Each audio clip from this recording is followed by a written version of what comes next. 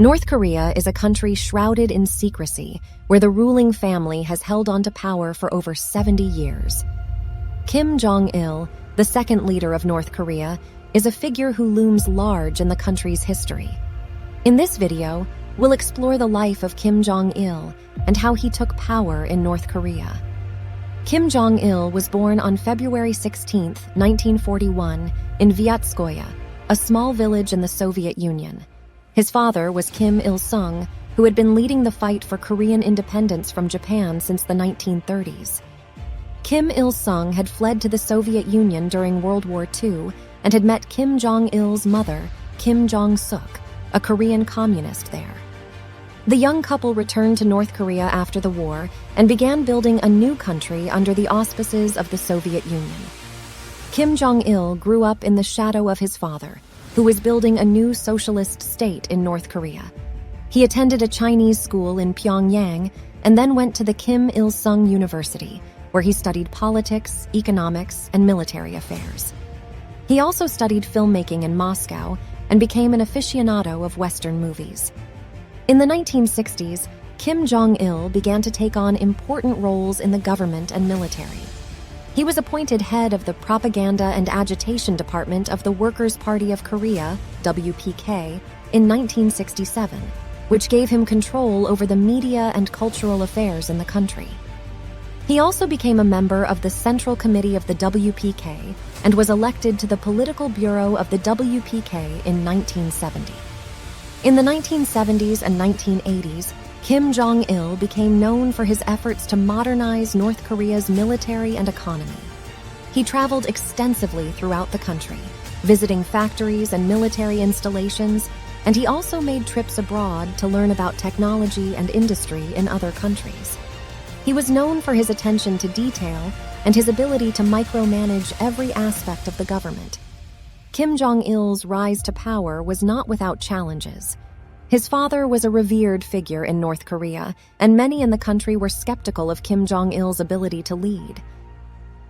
In addition, Kim Jong-il faced opposition from the military, which was wary of his lack of military experience. To solidify his power, Kim Jong-il began to cultivate his own cult of personality. He emphasized his father's legacy and portrayed himself as a continuation of his father's leadership. He also began to cultivate his own image as a wise and benevolent leader. He was often seen wearing a khaki jumpsuit, which became his trademark, and he was depicted in state propaganda as a kind and caring father figure. Kim Jong-il's leadership style was characterized by authoritarianism and secrecy. He tightly controlled the media and the flow of information in the country. He also pursued policies that prioritized the military and nuclear weapons development at the expense of the country's economy and social welfare. Kim Jong-il's control over North Korea was also maintained through the use of propaganda and censorship. North Korean citizens were subjected to a steady diet of state propaganda, which emphasized the country's military strength, economic development, and the benevolence of the ruling family. Any criticism of the government or its policies was met with severe punishment, including imprisonment, torture, and execution. Despite his efforts to consolidate power, Kim Jong-il faced several crises during his tenure as leader. The collapse of the Soviet Union in the early 1990s led to a severe economic downturn in North Korea, as the country lost its main source of economic and military aid. Kim Jong-il responded by instituting a policy of military first, which diverted resources away from the civilian economy and into the military. In addition to economic challenges, North Korea also faced increasing international isolation due to its pursuit of nuclear weapons. Kim Jong-il oversaw the country's first nuclear test in 2006, which was widely condemned by the international community. The United States and other countries imposed economic sanctions on North Korea, which only exacerbated the country's economic problems. Despite these challenges, Kim Jong-il maintained his grip on power until his death in 2011.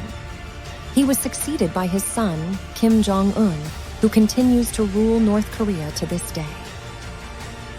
The rise of Kim Jong-il is a fascinating chapter in North Korea's history.